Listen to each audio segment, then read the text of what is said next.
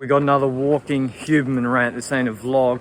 I just watched this video and unfortunately this shit proliferates my entire YouTube algorithm recommendations now. Is zone 2 everywhere. And to prove how much this guy, Huberman, has no idea what he is talking about in regards to like endurance exercise or endurance high performance. And to that I gasped. And then I was a little bit deflated. And why everybody is so confused. I feel so bad because everybody's so confused. Because someone's like, listen, zone 2 for a pro athlete, it's harder than you think. If you look at the training data of Brandon McNulty, one of the UAE athletes doing that sort of philosophy, they do a lot of hard riding. Looks like hard riding, but it's actually at fat max. Fat max means fat maximization, or the maximum rate on the fat oxidation curve during exercise, i.e. the UAE riders train in the power zone, or heart rate zone, or whatever, that burns the most fat per minute, fat oxidation for exercise on the curve. If they go a bit faster, they start burning less fat and more glucose or glycogen or whatever. If they go a bit slower, they burn less fat. Narrow zone, go through lactate testing or gaseous exchange test. So normally what I do is like starting with the metabolic test, I translate that information into whether it's watts or speed or heart rate. Obviously, 99% of people want to do a January's New Year's resolution ain't doing fucking lactate testing in a lab. So, or have a power meter, or have a bike. That's fine. Same line knows that. But if you can exercise, whatever the exercise you do, and maintain a conversation like you and I are doing, you're way too easy. You're probably zone 1. But as I said, if you cross to the point where you cannot maintain that conversation, that's where it's because you need to breathe much faster because you're producing more CO2, and that's probably because you're already transitioning from the slow twitch muscle fibers to the fast twitch muscle fibers, more glycolytic, more lactate, more CO2, more buffering capacity. So it seems old school, but it works beautifully. And he's like, just talking conversational pace, but not like walking, you know, not like really easy, just a little bit, harder than that. And I think that's broadly correct. I think that's right. And he says the 150-minute recommendation for activity per week is insufficient. It should be 300 minutes. But is that 300 minutes of zone 2 or 300 minutes of activity? Not sure that's supposed to be 300 minutes of zone 2. Anyway, that's broadly, I think it's difficult to disagree with all of that. Peter Attia then says 80% of maximum heart rate for him, 78 to 81% of maximum heart rate is zone 2. I would say the majority of people, you put them on a bike and they do that zone because their metabolic inefficiency, they are going to be burning they're going to be way past their fat max. They're going to be burning way more glycogen. They might be able to still hold a conversational pace as well. My zone 2 is actually at about 78 to 81% of my maximum heart rate. But I know that for less trained people, it's lower. Mm-hmm. So I tell people a broad range of 70 to 80% of your realized maximum heart rate is a good place to start, mm-hmm. and then make adjustments based on relative perceived exertion. Yeah. And then like the old school cycling guys, like Joe Friel, Andy Coggan, Training Bible sort of stuff, they're like 88% of your functional threshold heart rate is the cap on zone 2. And then there's like 55 to 70% of your FTP, a power-based zone 2. So now we're at about 4 or 5 definitions of what zone 2 is, depending on the time of day you ask someone or what access to equipment they have. Enter Andrew Huberman, got a video titled How and Why You Should Do Zone 2. He doesn't say be less sedentary. No. How and why you should do more, and can you do more zone 2? Because zone 2 gets clicks on the YouTube algorithm. That's why I'm making this fucking cursed video.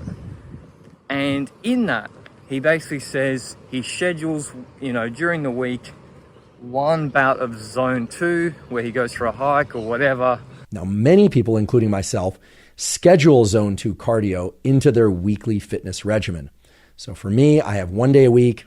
For me, it falls on a Sunday where I go out for a jog that lasts anywhere from 60 minutes to 90 minutes. It's a slow jog, or sometimes it consists of a hike by myself or with other people. And sometimes those hikes extend anywhere from an hour to 4 hours. But generally speaking, he says he does not get the 300 minutes, 200 minutes he's supposed to do. And I acknowledge that once a week session doesn't always allow me to reach that 150 minute to 200 minute minimum threshold of zone 2 cardio per week. Sometimes it does, sometimes it doesn't. Now let's assume for a second that the hike he's doing for the theoretical hike he's doing for however long is actually zone 2, if it's at sufficient intensity. Jury's out on that one.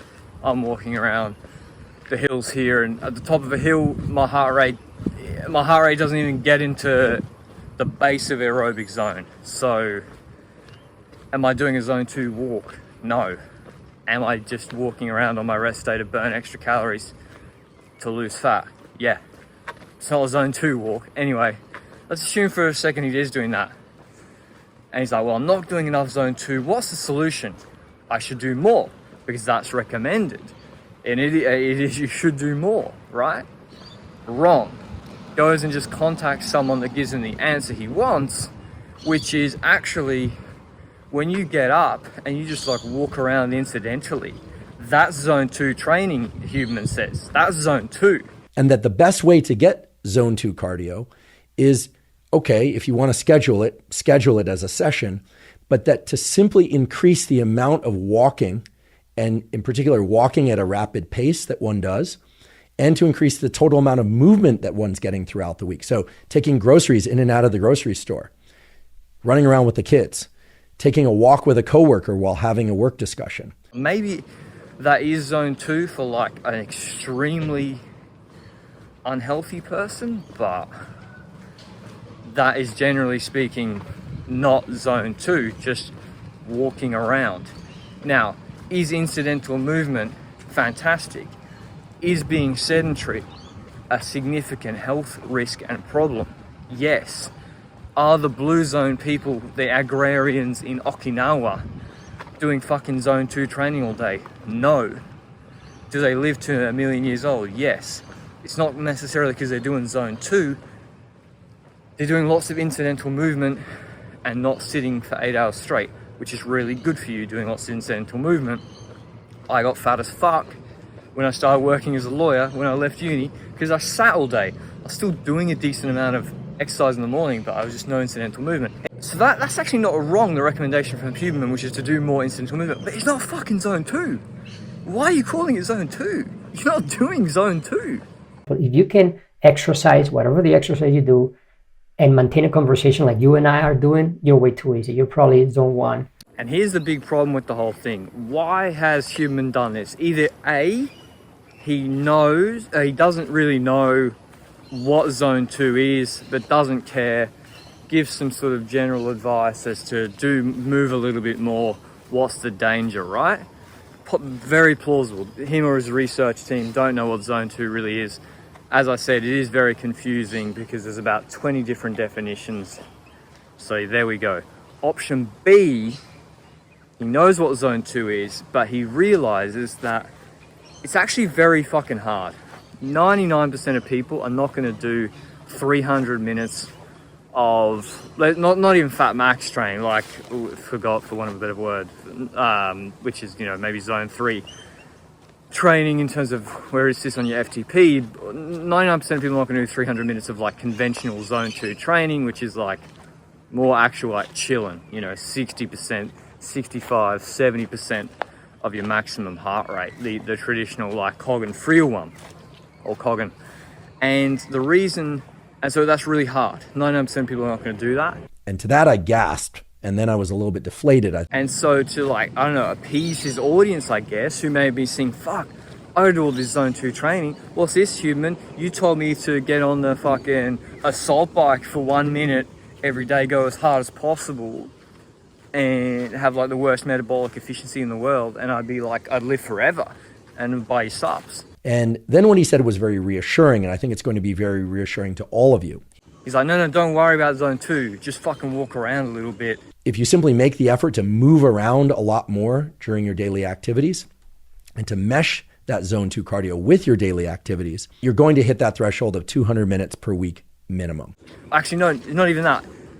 It's already what you're doing. Don't worry, you don't need to change anything. It's already what you're doing. You go to take a piss in the middle of the night, it has zone 2. You go walk your kids to the coffee shop if you're not in America or Australia, zone 2. And so it's like, oh, I don't need to change anything. I'm already doing all this zone 2 because I already exist. Thanks, Andrew. That could be part of it as well. So if you can exercise, whatever the exercise you do, and maintain a conversation like you and I are doing, you're way too easy. You're probably zone 1. I would rather he actually took like a stand and said, you know what, you don't need to do 200 minutes of zone 2. It's not that you need to do 200 minutes of zone 2. I'm going to change the definition of what zone 2 is to match that. Why don't you actually think about it for 5 seconds and say, for longevity, you don't need to do 200 minutes of zone 2. Why don't you just incidentally move and not be sedentary in line with all the blue zone people, or I don't know, pick a group of people pre-tech neck industrialization. But that would actually require like disagreeing more openly with the recommendations of other people like Adia and Sam Milan. So really it's a definitional issue that Huberman has no idea definitionally what zone 2 is, or just doesn't care enough that when I do a bike ride, listening to a podcast because I'm bored, I'm doing zone 1. That's what all the esteemed exercise scientists say, with slight tinkering, percentage points tinkering of what zone 2 is. But he's like, I'll just find the answer that suits me, and then that can be the answer.